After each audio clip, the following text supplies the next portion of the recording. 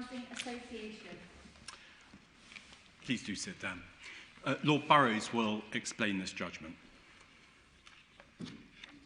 Many contracts for the construction of new buildings incorporate the JCT, that is Joint Contracts Tribunal, design and build contract, which is a standard form contract.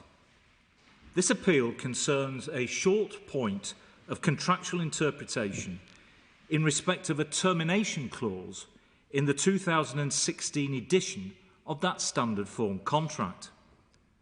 The point is one of general public importance precisely because the JCT design and build contract is so widely used. Moreover, the wording of the disputed termination clause remains unchanged in the latest 2024 edition of the JCT contract. In order to understand the question in issue, it is necessary to set out clauses 8.9.3 and 8.9.4 in the contract. They deal with a contractor's right to terminate the contract because of default, here because of late payment by the employer. The clauses are in the standard form with bespoke amendments to the relevant time periods made by the parties. Clause 8.9.3 reads as follows. If a specified default continues for 28 days from the receipt of notice under clause 8.9.1 or 8.9.2, the contractor may, on or within 21 days from the expiry of that 28-day period, by a further notice to the employer, terminate the contractor's employment under this contract. Clause 8.9.4 says this: if the contractor, for any reason, does not give the further notice referred to in clause 8.9.3, but the employer repeats a specified default, then upon or within 28 days after such repetition, the contractor may, by notice to the employer, terminate the contractor's employment under this contract. The employer, in this case, is Hexagon Housing Association Limited, and the contractor is Providence Building Services Limited. They entered into a contract for the construction of a number of buildings in Purley, London. Their contract incorporated the 2016 edition of the JCT Design and Build contract as amended by the parties. The focus of attention is on the payments that were due to be made by the employer on the 16th of December 2022 and on the 17th of May 2023. The December payment was not paid on the due date. The contractor therefore served a notice of specified default in respect of that payment. The full December payment was then paid by the employer within 28 days. As that late payment had been cured within the 28 days, the contractor had no right to serve a further notice terminating the contract under clause 8.9.4. When the employer again failed to pay on time in respect of the payment due on the 17th of May 2023, the contractor immediately on the following day, that's the 18th of May 2023, served a notice of termination on the employer. The contractor argued that it was entitled to do so because under clause 8.9.4, the employer had repeated a specified default, with the earlier specified default being the late December payment. The question at issue is whether the contractor was correct to interpret clause 8.9.4 in that way, or whether, on the contrary, as argued by the employer, it was a necessary requirement for termination under clause 8.9.4 that the previous late payment had not been cured within the 28-day period and that the contractor therefore had a previously accrued right to terminate. Adrian Williamson KC, sitting as a Deputy High Court judge, held in favour of the employer on this interpretation issue.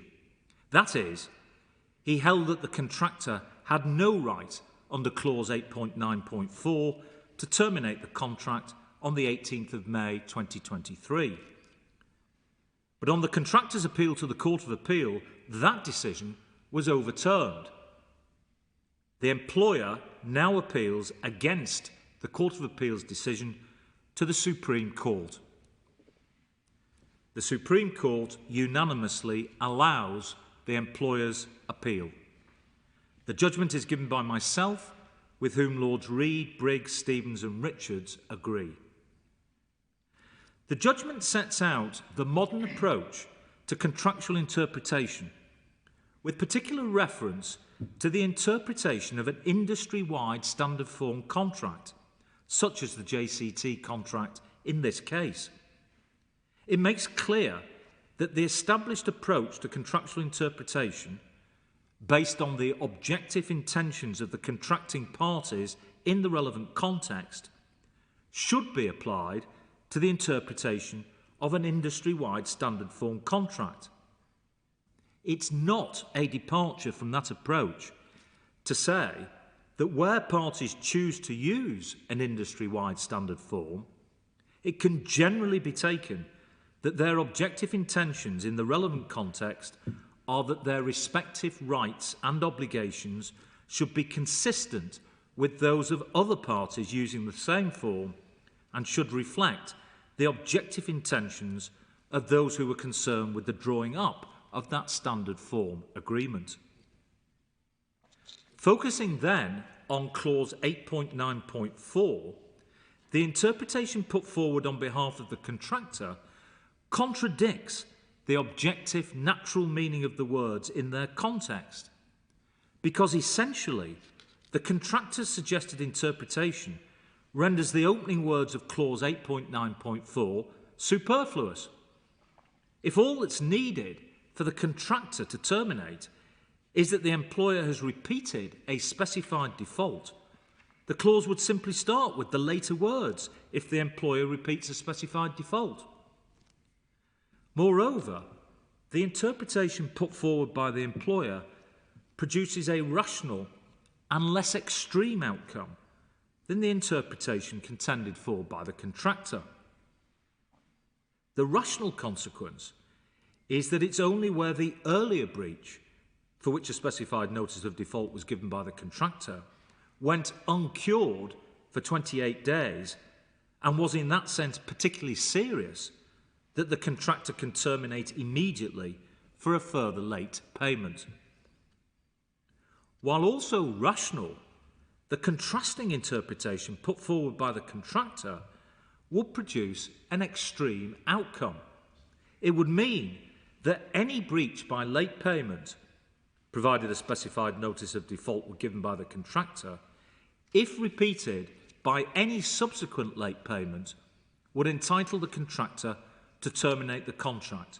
For example, if the employer made 2 late payments, each being made 1 day late, the contractor, on the contractor's interpretation, would be entitled to serve a notice terminating the contract, provided a specified default notice had been served in respect of the first late payment. That might be thought to provide a sledgehammer to crack a nut. The Court of Appeal placed great weight on the merits of achieving symmetry between the employer's right to terminate under the earlier clause 8.4.3 and the contractor's right to terminate under clause 8.9.4.